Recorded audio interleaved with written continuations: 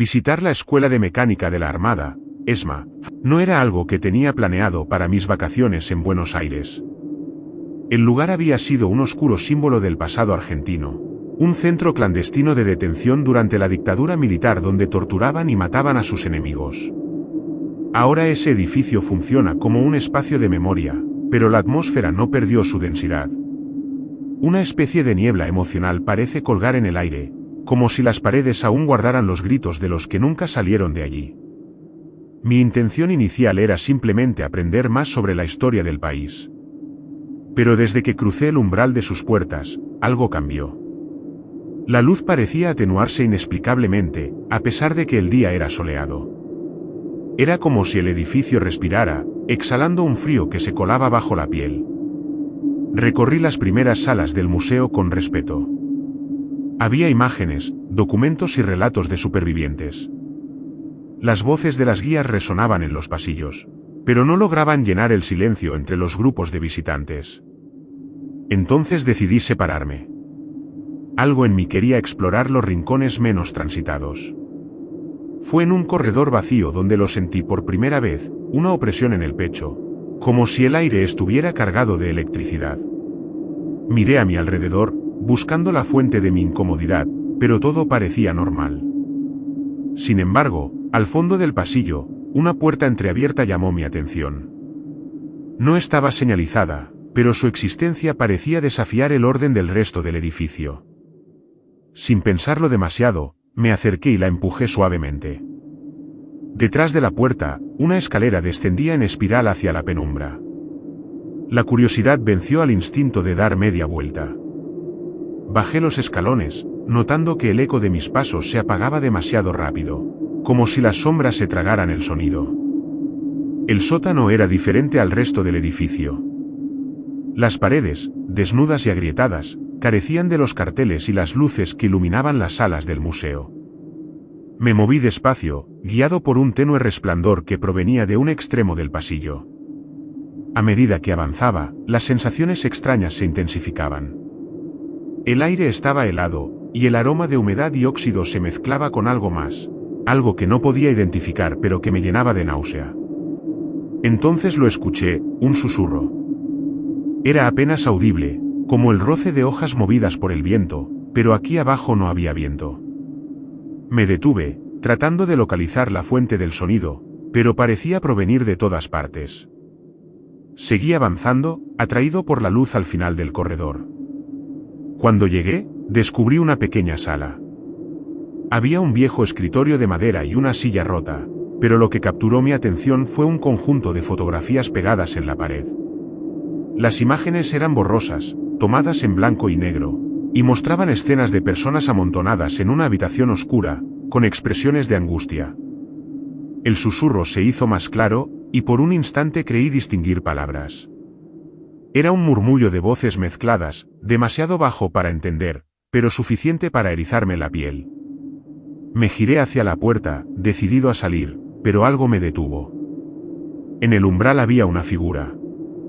No era sólida, pero tampoco parecía un simple reflejo. Era como una mancha de sombra, un vacío que absorbía la poca luz de la sala.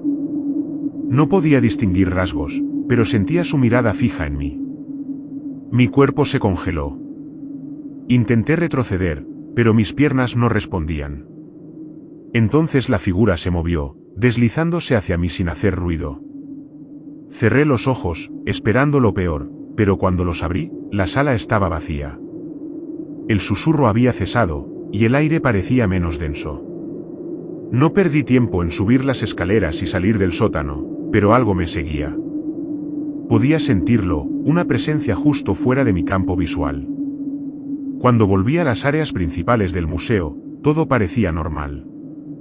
Pero el silencio era diferente, más pesado. Decidí no mencionar lo que había visto.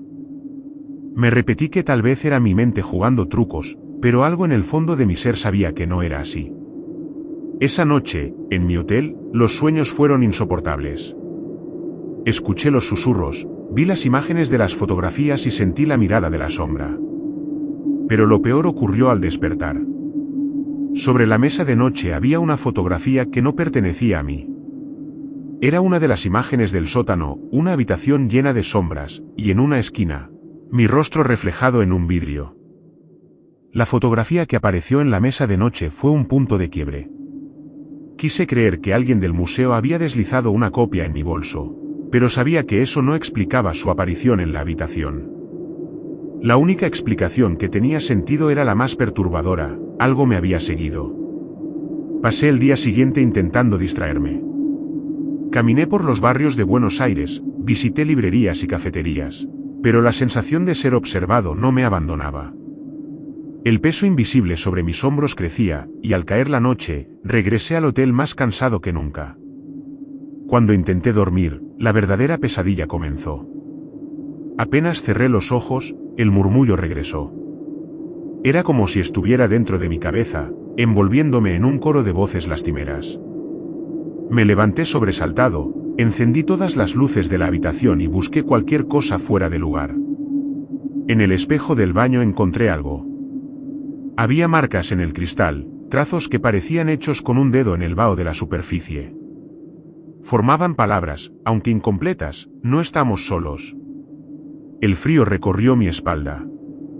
Me lavé la cara, tratando de ignorar lo que había visto, pero cuando levanté la vista, las palabras habían cambiado.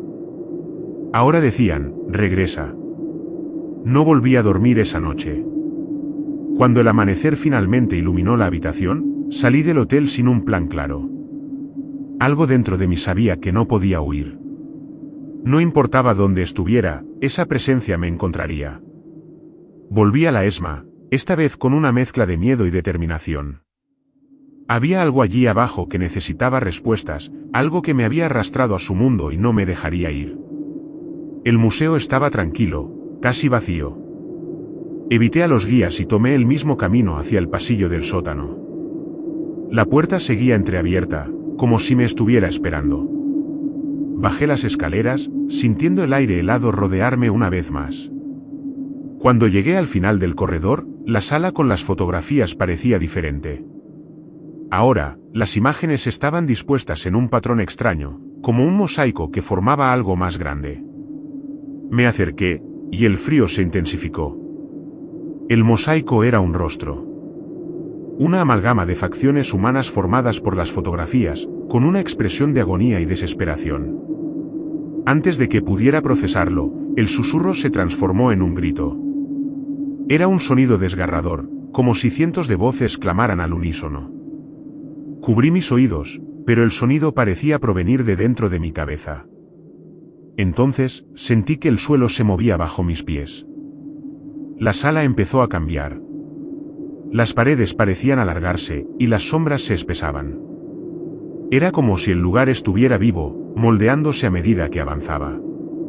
No había vuelta atrás, la escalera había desaparecido. Caminé por un pasillo interminable, iluminado por una luz tenue que no tenía fuente visible. Las sombras se movían a mi alrededor, susurrando mi nombre. Sentía sus miradas clavadas en mi espalda, pero cada vez que volteaba, no había nada. Finalmente, llegué a una gran sala vacía. En el centro había una silla de metal oxidada, y sobre ella, una figura. Era humanoide, pero su cuerpo parecía formado por las mismas sombras que me habían seguido. Su rostro estaba borroso, como si fuera imposible de enfocar. La figura levantó un brazo y señaló hacia una de las paredes. Allí había una inscripción que reconocí de inmediato: era mi nombre, seguido por una fecha. La fecha era la del día siguiente. El pánico me invadió, pero antes de que pudiera reaccionar, todo se desvaneció. Me encontré de nuevo en el pasillo principal del museo, rodeado de visitantes.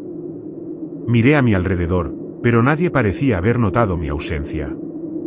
Salí corriendo del lugar, decidido a dejar atrás lo que había visto.